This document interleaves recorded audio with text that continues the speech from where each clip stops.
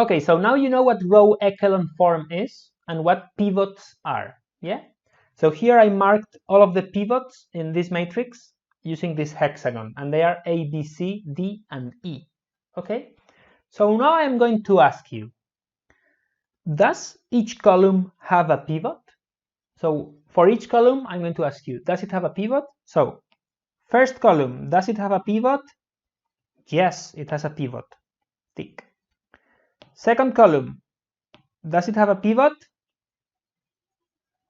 No, it doesn't have a pivot. Remember that asterisk over there, it's not a pivot because the pivot is the first non-zero number of each row, which is A. So this asterisk here has A on the left, and the pivot only has zeros on the left. So this asterisk is not a pivot, as I said earlier, yeah? So therefore this column does not have a pivot. Third column, does it have a pivot?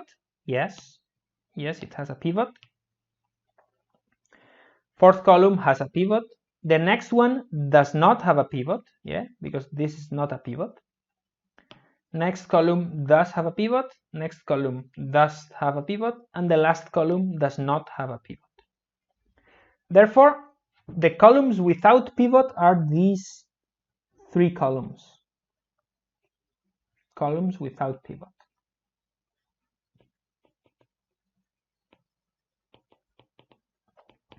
And this turns out to be very informative. So we can say lots of things about columns that have a pivot and columns that don't. So what are these things that we can say? Okay, first of all, columns with pivots. Columns with pivots correspond to linearly independent vectors. Okay, so if you imagine that each of these columns in this matrix was a vector in a set of vectors, and I told you, are these vectors linearly independent? So those that do have a pivot, so the red tick, the green ticks, those are vectors that are linearly independent from each other, okay? And this is true not only in the row echelon form, but also true in the original matrix A. And what do I mean by that? So remember, this row echelon form was the result of performing Gaussian steps on the original augmented matrix, which we got from the linear system of equations. Yeah. So the columns of the row echelon form that have a pivot correspond to linearly independent vectors, but also the corresponding columns in the original matrix A correspond to linearly independent vectors. Next property of columns with pivots. The range of A is the span of the columns in the original matrix that have pivots in the row echelon form. And this is a consequence of the earlier point. So those vectors are linearly independent, therefore the span of the columns is equal to the span of those vectors that are linearly independent of each other, which are the ones that have a pivot in the row echelon form. So let me write that down.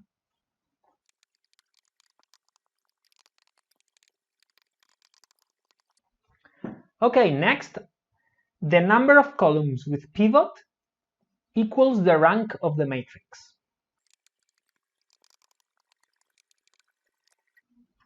And therefore, if all of the columns have pivots, then the rank of the matrix is equal to the number of columns in the matrix, which means that the determinant of A is not equal to 0, and therefore the system has a unique solution. So let me write that down.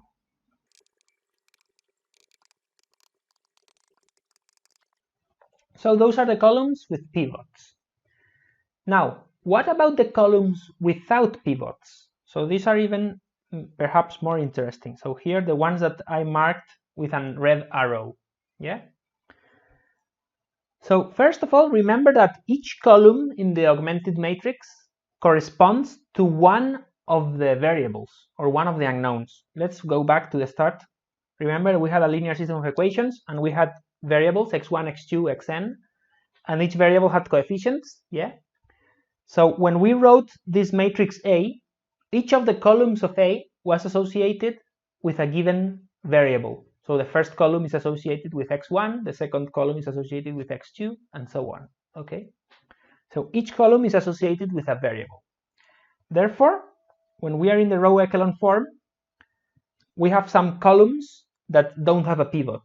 And those columns are associated with variables. Okay? So this second column would be associated with x2. Then 3, 4. This one would be associated with x5. Then 6, 7. And this one would be associated with x8. Yeah, because they are the second, fifth, and eighth column respectively. So these three variables, x2, x5, and x8, because their columns don't have a pivot, we can say that the variables are free variables. This means that these variables can take any value in the solution. Okay? So let me write it down.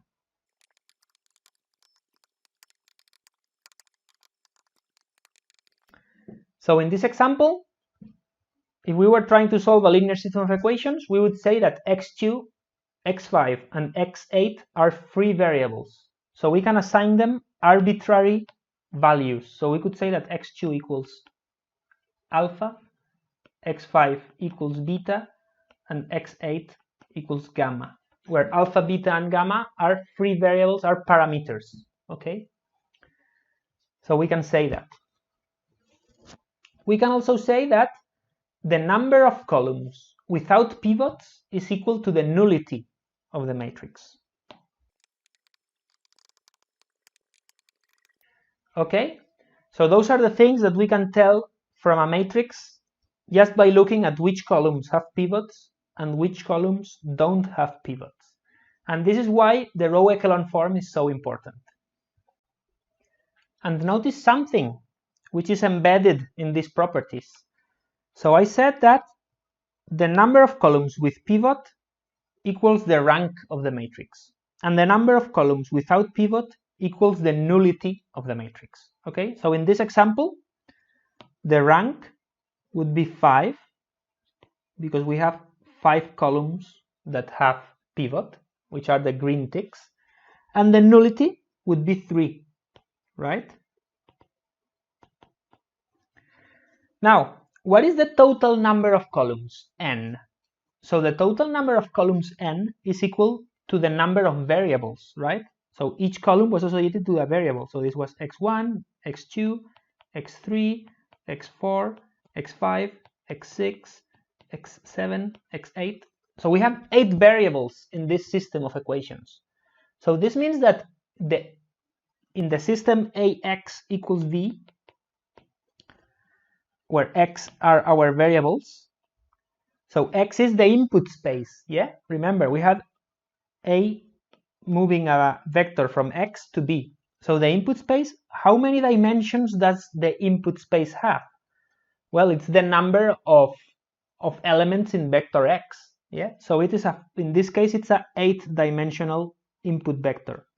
So n, the number of dimensions of the input vector, is equal to 8, which is the number of columns, yeah? So n is equal to 8. N equals 8. So of course, the theorem of dimensions now becomes trivial. Remember, the theorems of dimensions said that n equals the rank plus the nullity. Yeah? Or actually, the way we wrote it was rank equals n minus nullity. But we could put rank and nullity on the same side. So the number of dimensions of the input space, which is equal in this interpretation of a linear system of equations, is equal to the number of variables, n, which is equal to the number of columns, in this case 8 columns, is equal to the rank of the matrix plus the nullity of the matrix. So of course, if the rank equals the columns with pivot and the nullity equals the columns without pivot, so obviously rank plus nullity must equal the total number of columns. So let's say that the theorem of dimensions is embedded on this row echelon form. So this row echelon form is really telling us a lot of information about the matrix A. So remember, row echelon form is this matrix U, which we arrived at after performing Gaussian steps on matrix A. But using this row echelon form, we are obtaining a lot of information from the original matrix A. Okay? Finally, in the next video, I will show you how we can actually solve the system of equations once we have it in row echelon form. So the next step, which is solve x. So that will be in the next video. Thanks for watching.